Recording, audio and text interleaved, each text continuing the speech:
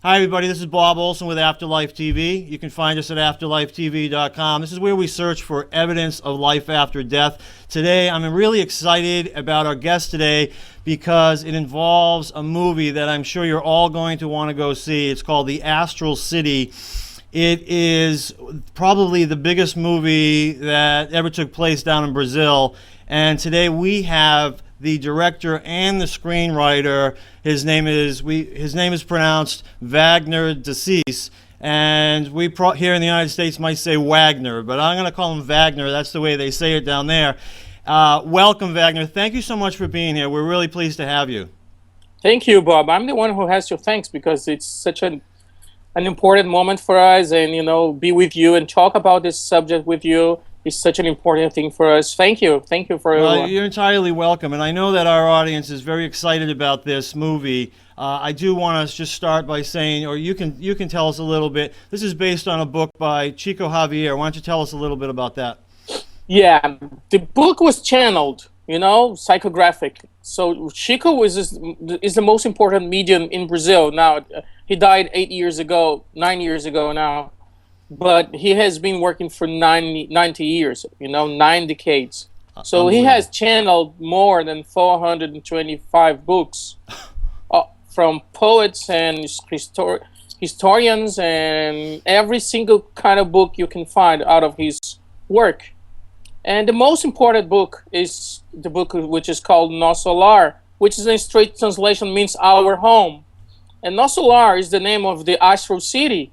One of the several astral cities that there are above land. There are on our atmosphere, and so the book is the bestseller of his chain of books, and it was published in 1944, which means more than 60 years ago. My goodness! And it was always a wish, a desire for us as storytellers to acquire the rights and tell the story in the big screen, because the story is so powerful. Yes. And we finally got that. We got the possibility with the owners of the rights, and now we came to the movie, and we're very happy. It is indeed the biggest movie ever produced in Brazil with its budget. It's among the top 10 through the box office, of all times. And now it's coming to America, which is a blast for us. It is. It's exciting. It's exciting for all of us because when something is this big and this important, I love that it crosses over borders to reach another audience. I think you guys were really smart. We will tell people this movie is subtitled because it's all in Portuguese, correct? Yes. And yet... usually I'm not one to gravitate towards subtitle movies. I loved this movie because each sentence was so important. I found myself, the second time I watched it, because I did watch it twice, I just found myself rewinding to make sure that I really took in all the words. Very, very important information that comes from this. And I was just saying to you, Wagner, and I think the audience should know, I know a lot of people watched the movie Hereafter about a year ago. Peter Morgan wrote it. Clint Eastwood directed it. It was about about life after death as well. That movie, I think, was only meant to raise questions and not answer them. And so I know a lot of our audience was a little bit disappointed because of that. This movie, I think, actually has the intention of answering some of those questions. Do you think that's true? Yes, indeed. The story is told by a spirit, so it all begins from another point of view. So actually, who is the author really? It is a spirit. His name is André Luiz, so he's the main character of the story. He tells the story of what happened to him after he was dead in the mid of the 30s. So all his journey, all his self-transformation, all his learning, and everything that he has seen, that he has experienced, is put in the book and it came to the screen. So that's why we took a lot of care with all the dialogues, and we took a lot of care with translations as well, because they could be a little tricky if you didn't go to the very specific meaning of what characters were saying. That's right. And I think it's a whole paradigm. It's a new paradigm. It is. I did a lot of research online, and there were a lot of people who knew the book and watched the movie. Not one complaint. Everybody thought it was probably the best translation that they'd ever seen from book to movie. How was it you pulled that off? Because you're the one who wrote it.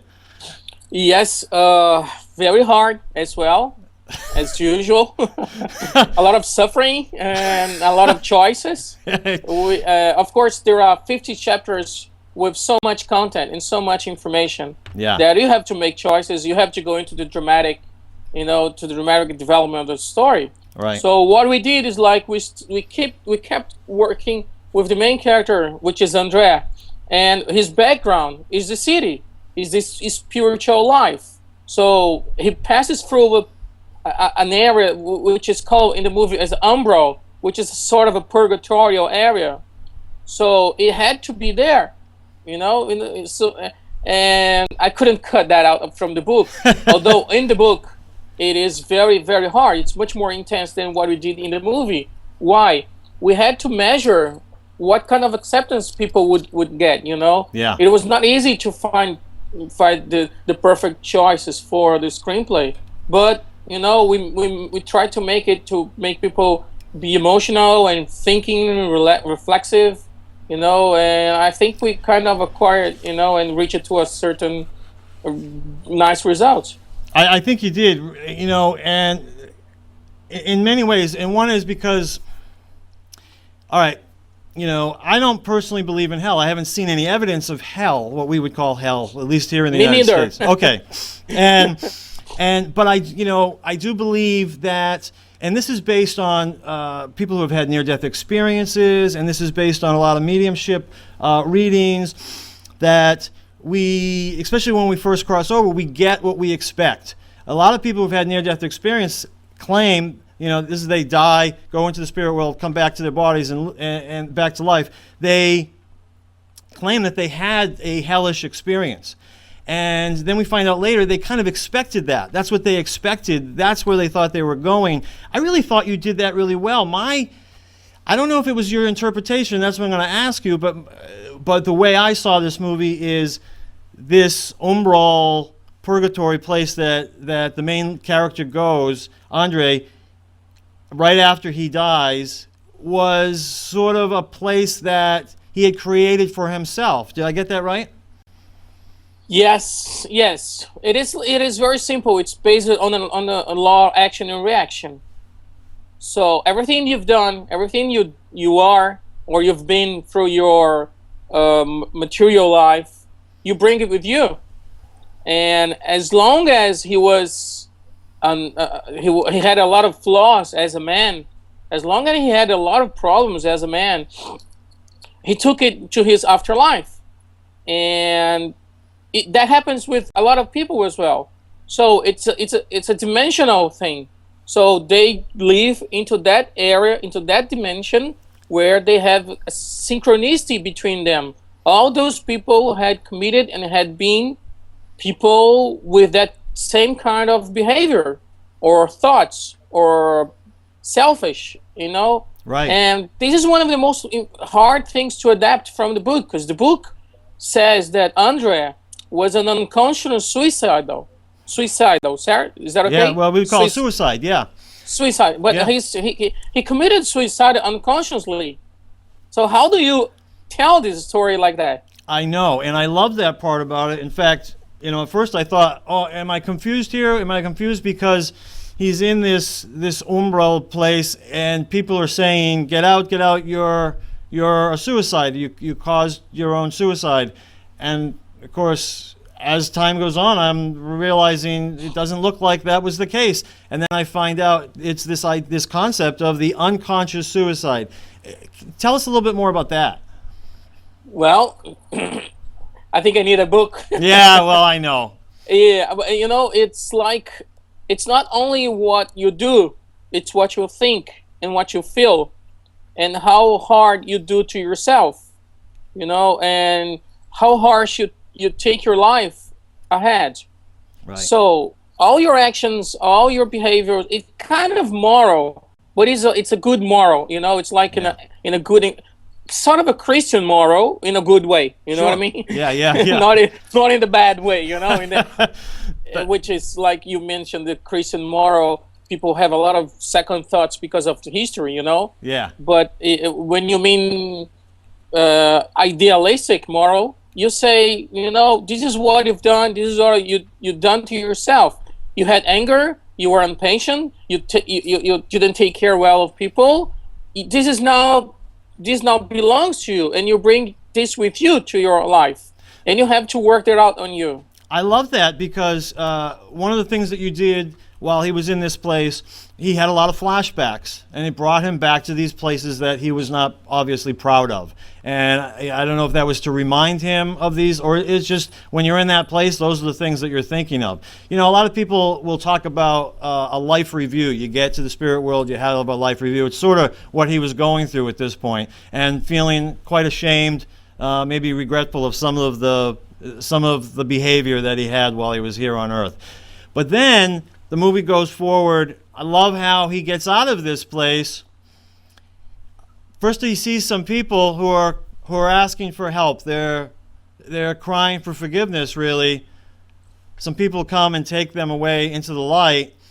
At first, he's not ready. Then, eventually, he starts crying out for help at the deepest depths of his soul, you might say. And when it came from that very honest place is when someone came and brought him to the Astral City. Is that correct? That's the key answer for those who are suffering, even in material life, you know? Yeah. When you regret, when you ask for forgiveness, when you forgive yourself, when you want to start all over again, there's always going to be a hand to be given to you. There's always going to be someone there to be standing for you to help you out. So there is no eternal fire. There is no eternal hell, you know, as there is no eternal paradise. It's a constant transformation. So we try to make as clear as possible that he spent so much time revealing his life that he decided to start all over again somehow. He didn't really know how at that moment. Yeah. But he then realized there are people who were praying for him, who were there they were able to be there. They were ready to be there whenever he was going to ask for. Yeah. And I think this is the most important thing to be understood about this area. It's not a long-term suffering. It's a suffering that you put to yourself. You present it to yourself as long as you doesn't want to start all over again. And this may be, I think everything in the movie may be put to our real life now. You know, It's like, you know, there is life after life. Yes, there is, of course. There is life, or I call life after life. Did you see it? Did you get it? Yes. I don't call it life after that. I did notice that. Yes. So, but you know, the important thing the movie tells on the real underline, you know, on the real subtle idea is that you can change your life now. You can change your paradigm of your life now. That's right. I agree, and I loved that the character. I believe the character who came to take him out of that purgatory was Clarencio. Is that correct? Yeah, it's a minister of the city. That's correct. And so he came in, and when just before he left with Andre, he reached out to some of the other people who were there, and they backed away. They weren't ready. Is that sort of what was happening there? You got it. Yeah. It's perfect like that. You know, you can see a fiancé, you can see a couple attached to each other. Yeah. You can see different people, and you can figure out what kind of mistakes or what kind of things they have done in their lives, in their previous lives, you know. But there was always a hand. There is always someone there for you. Just ask for it. Life After Life, I love that. I actually saw that. I noticed it in the movie the second time I watched it. And there's a book out here, it's probably worldwide, but here in the United States by Dr. Raymond Moody, who wrote about near-death experiences, and that was the title of his book back in, I think, the 70s, but it was called Life After Life. And I love that term because really a lot of people who, we'll say, work in this field, a lot of mediums, don't even use the word death anymore. You know, they talk about crossing over or, you know, passing on, but they don't really use the word die or death. It's not that you are not afraid. Yeah. That's not the point. You know, of course you are afraid. you know, but it's trying to understand the extension of things and trying to understand how you can change your life now, you know. That's That's right. the idea. Now, the story takes place in 3 locations, right? Describe those 3 locations. Well, one is Earth, his real life, that takes place on the 30s, and it's his family, you know, his wife and kids, and the woman who worked at his house as a servant, and so on. Yeah. And and then there are the dimensions, the other dimensions. One is the Umbral, which we have mentioned before. Yep. And the other one is the city, Astral City, which is called Nosso Lar, which means our home. The idea is that there are several cities above our land, you know, 40, 50 kilometers. I don't know in miles how much that would be, but I can think about kilometers. Yeah. And these cities, they are places where they shelter people who are disembodied, disincarnated, who died.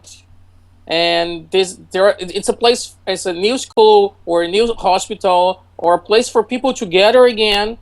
And as the story tells, get ready for another life, which is the idea of life after life after life until you doesn't need to reincarnate anymore. Right. Until you get to a relatively perfection. Yes. Where you can be able to help and not be helped anymore, you know. I loved when Lysias talked about reincarnation and talked about people reincarnate, and he said it made him sad. It made him sad to think about the ministry of reincarnation, because and the movie showed this. His loved ones, people we might call in his soul group, went back to have another lifetime, and his spiritual family. Yeah, spiritual family. I love that. And they would go back to have another lifetime, and he would miss them, basically. So it's the opposite, you know. I mean, separation is always hard for everyone, and it's risky when you go to reborn again, to live again, because you're gonna forget the past. First thing, Yeah. because you have to forget the past. Otherwise, you're gonna be killing your enemies forever. Right. You're gonna have enemies forever. So the mercifulness here is like you forget what happened in your life, previous life. You have in your soul the planning or everything that is set for your new life, and you have a temporary forget, you know. Yes. And when you forget, you can start all over again. I see. But it's risky because you can fall. Right. You know? Right. Not do what you hoped you would do when you got there. I loved it. You know, it's so subtle, the way you handled these things, these concepts that you just talked about. So subtle the way you did it, but you covered each and every one of them. It was amazing that the levels of teaching that are going on in this movie, just level upon level. To be able to do that in a movie is amazing. You really did it well. I love it. And another reason I think it's so important. I do want to say the beauty of the movie is amazing as well. I mean, absolutely. First of all, you know, I watched some of the bonuses afterwards, and I could see, again, the Umbral, just this huge, like, sand ditch that you worked within. Absolutely humongous. And then the Astral City itself, really so angelic, so beautiful. It wasn't cheesy. It was so well done. To me, it was like you could have really been filming in a place like that. We didn't really want to bring the idea of paradise, you know. Yeah. We were like struggling to avoid everybody in white and you know, and angels flying, because this is not what the book describes. He describes a life as regular as our life it is here in the spiritual world. And I think this is what makes people really surprised when they die, maybe. You know, oh, nothing changed. Of course nothing would change. You know, why would everything... I mean, there are certain and very specific changes. Right. You don't have a body any longer. Your feelings are much more on your surface, you know. Yes. You can't hide who you are. And then you have to face yourself really and truly. But, you know, we don't understand. And the book describes it very well. And it's kind of hard to bring it to the movie. But the different levels of material, you know, the materials they build the houses. Oh, how do they build the house? They build the house manipulating fluids, you know, manipulate magnetism. It's all in the air. And you can do that. You can do that even here on Earth. Yeah. In Brazil, there are several mediums that they operate on people. Some are successful, some aren't, but they do kinds of operations that they do with magnetism. So this is the same stuff for the spiritual life. So true. There was a point in the movie where Minister Veneranda is speaking to a group of people in the Astral City. Right. Love it. She says, I wrote it down, people weren't told that mental creation is almost everything in life. What does that mean to you, Wagner? That's you got it. That's it. You can curate everything. This is what she says. Yeah. You can use your mind to be in several different places at the same time. Of course, you can't be with a physical body, but when you don't have any physical body anymore, you can do that spiritually. It's like the ubiquity. I don't know if you know the word in English. You can be in different places at the same time. Yep. You have a ubiquity property, you know. Oh yeah, ubiquity. Yes. Ubiquity. Sorry. Yeah. So, and this is the same. And this is how you develop a city. This is how you develop a custom, you know, an outfit. And this is what makes possible people to live and to be born again. Yeah. You know, mental creations. Well, and Lysias comments a couple times to Andre that, you know, things on Earth are very much, you know, the way they are there in the Astral City. I remember he was getting on the bus. What was the bus called?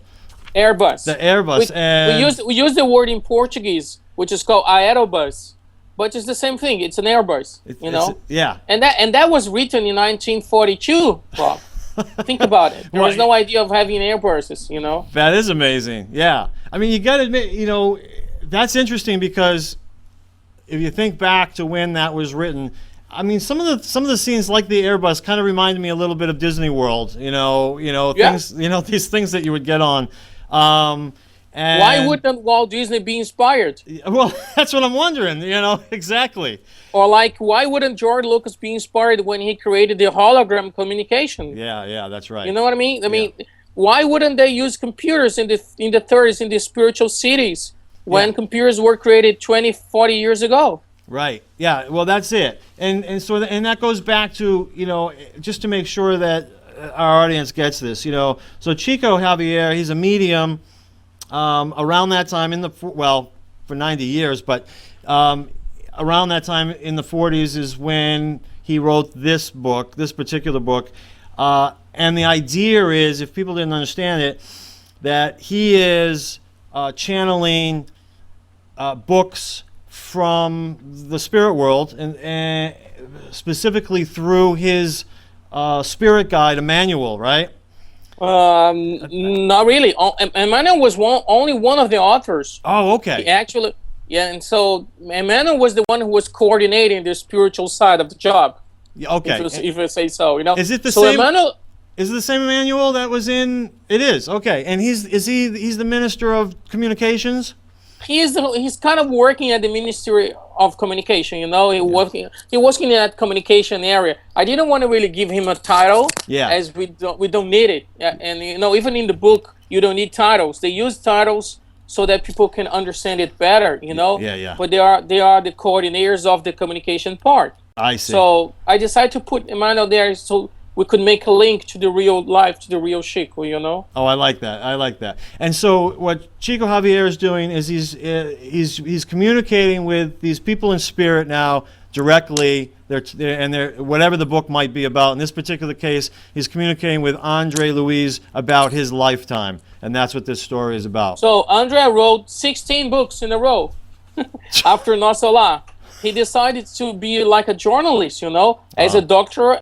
He was a doctor previously. Yeah. So he decided to write. So he wrote a book called The Messengers right after Nosso Lar, which means the work of people who work as guardian angels. Oh, my God. The work of people who work as mentors, you know. Yeah. And it's something very different from what people realize of what angels do. Angels do work a lot. Right. As they say. Yes. Angels do help us a lot, and they cannot interfere in our lives. So he described that, and then he went to describe that in 16 different books. I mean, most of them are in English already. I'm pretty sure. I mean, our home is in English. The Messenger is in English. There's another book called Workers of the Eternal Life, and I mean, it's a roll. You can find it easily On Amazon. On Amazon, or there's a spiritual international spiritual printers. You know, they are in America already. You can find them on the internet. It's called Say. You know. Okay. I think you can maybe afterwards find a link for them. Yeah, I will. All these books are available now in America. That's and beautiful. you know, Bob, this is something that really strikes me. Just as one thing, America is such an impressive country in that way. I've been in America a lot of times. Yeah. And that's why I think I had an American previous incarnation, you know? Yeah. Because I really feel comfortable. I feel like I'm home, you know? And it is impressive because there are so many mediumships. There is so much spirituality in America, but it's so squeezed by the regular sense of being, you know, of America as consumers, as citizens, or, you know, as being an American in the world. Right.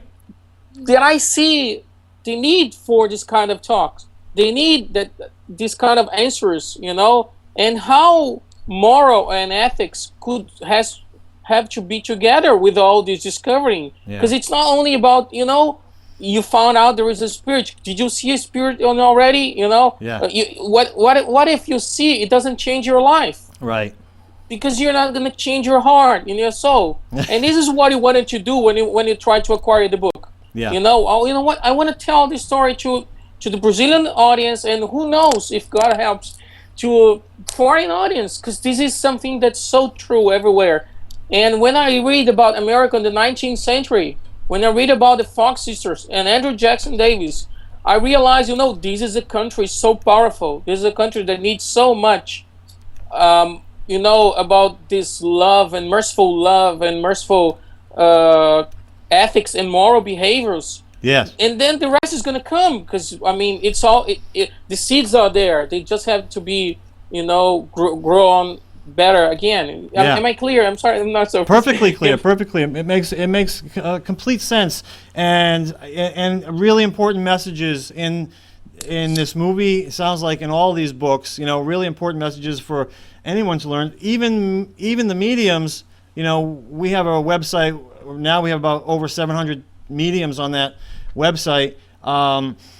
And I will tell you that in my first few years, I've been investigating this field. It'll be 13 years in January. And when I first started to get to know a lot of mediums, I recognized that they weren't all real spiritual people.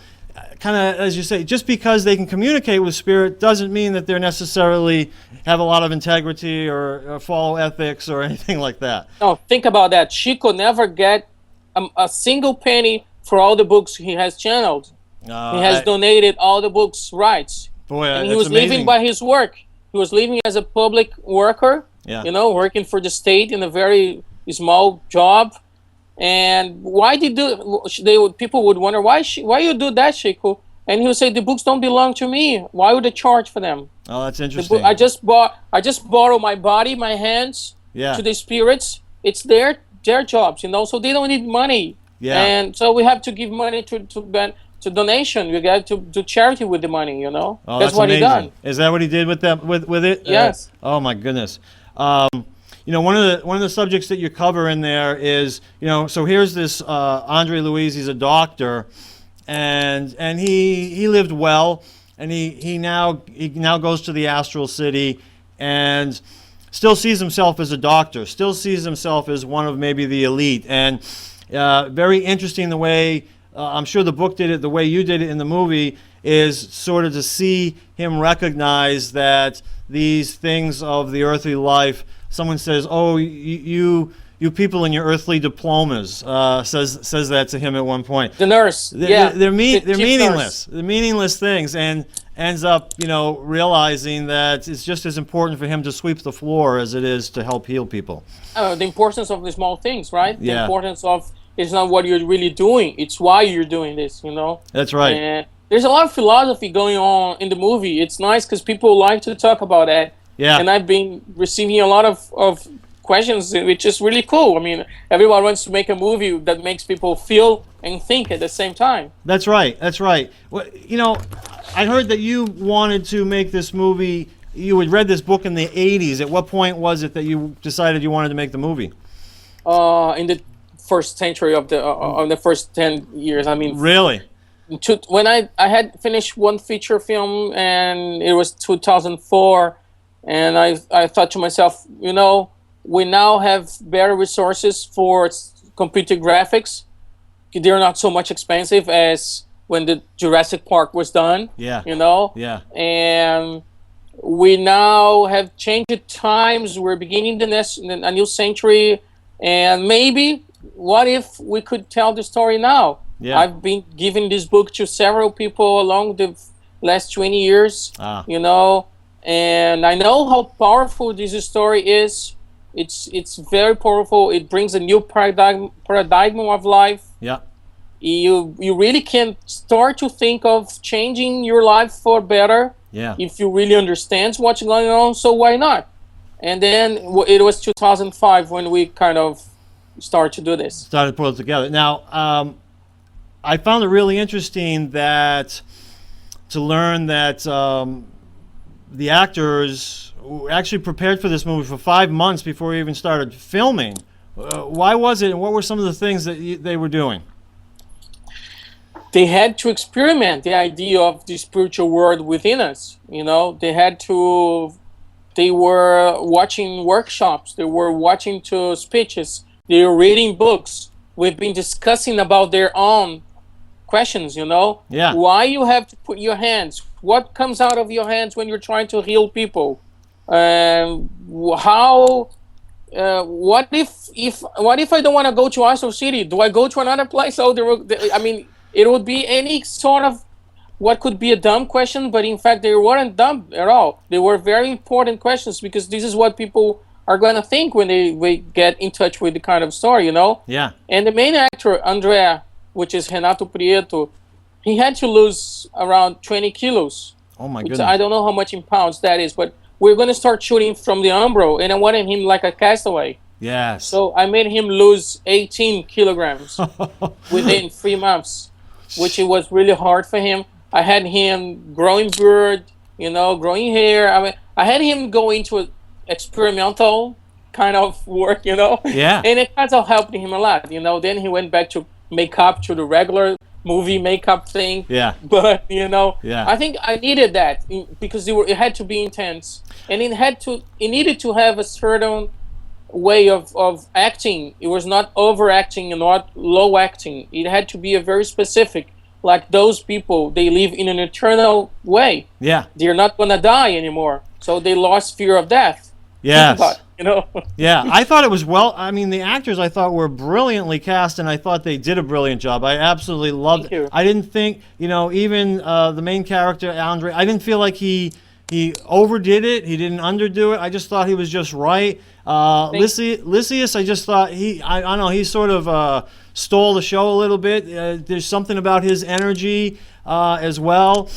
Did a great job. I didn't find anybody where I was thinking, what happened there? And you know, Bob, a lot of actors, a lot of artists from the movie, some of them don't even believe in God.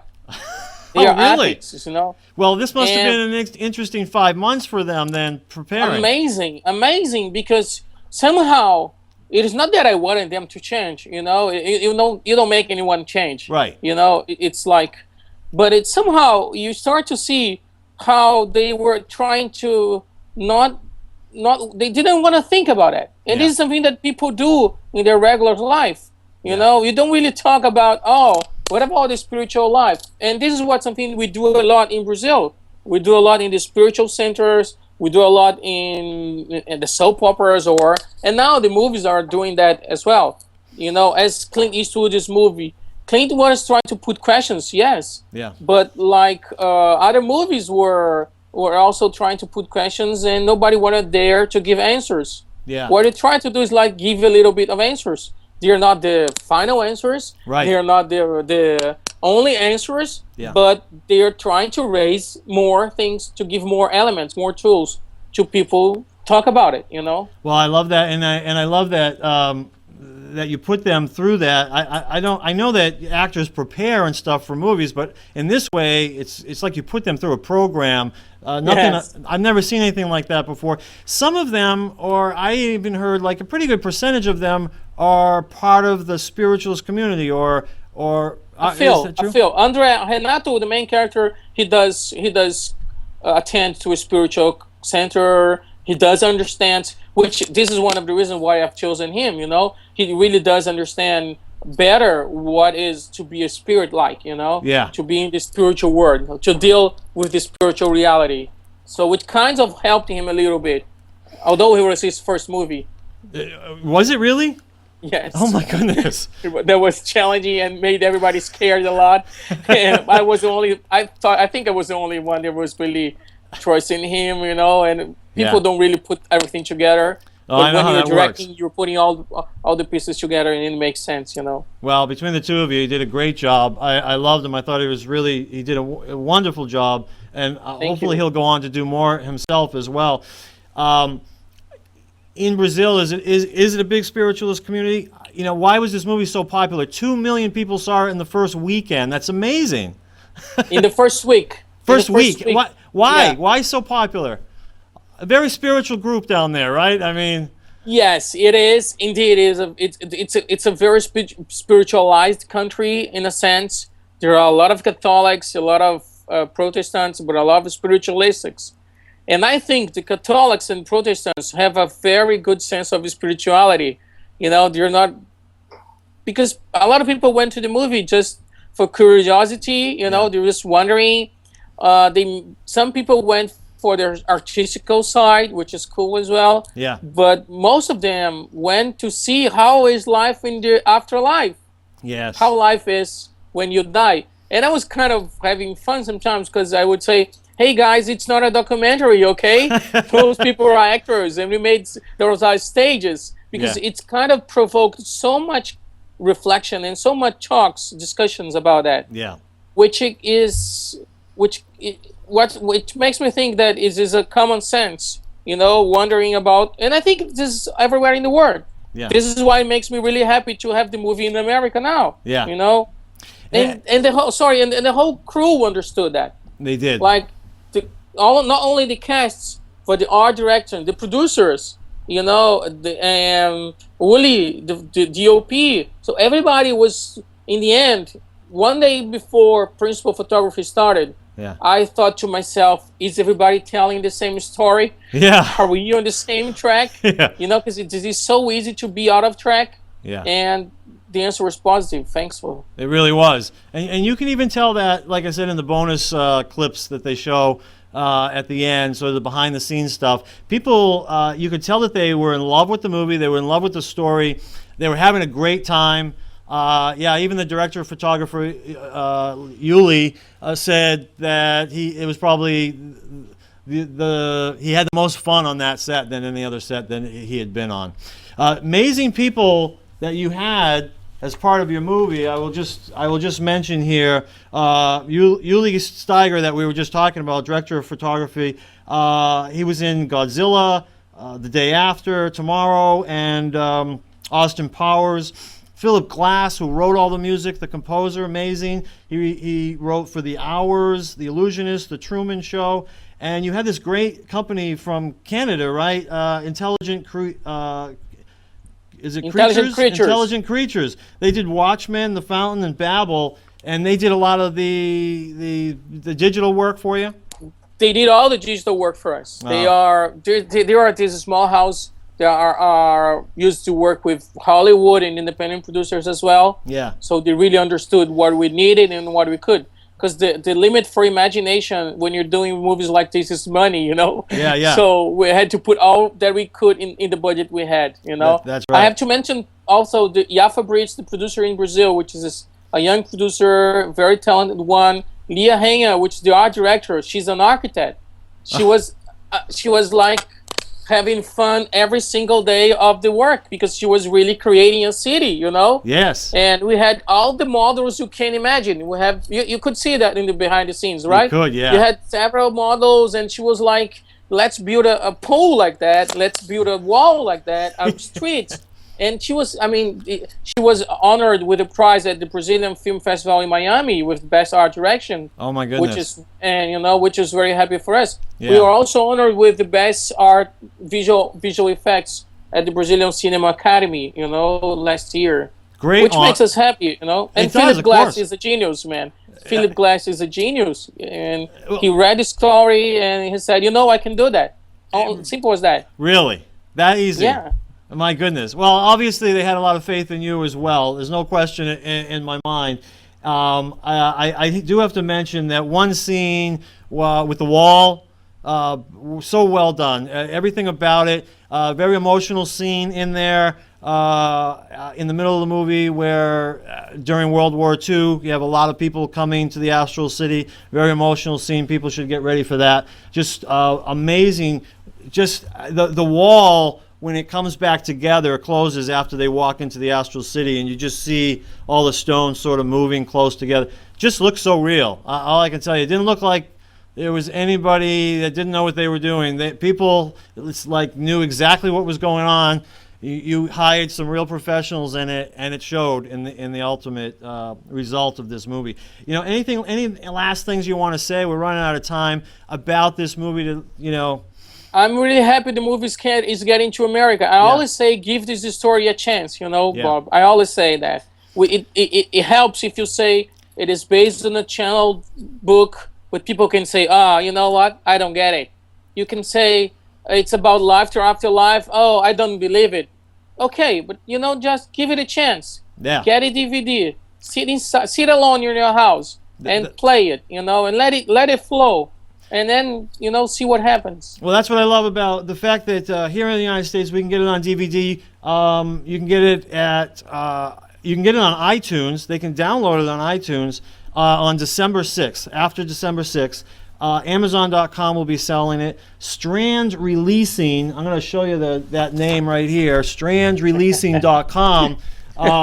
They sent me that. Their website is also going to be selling it.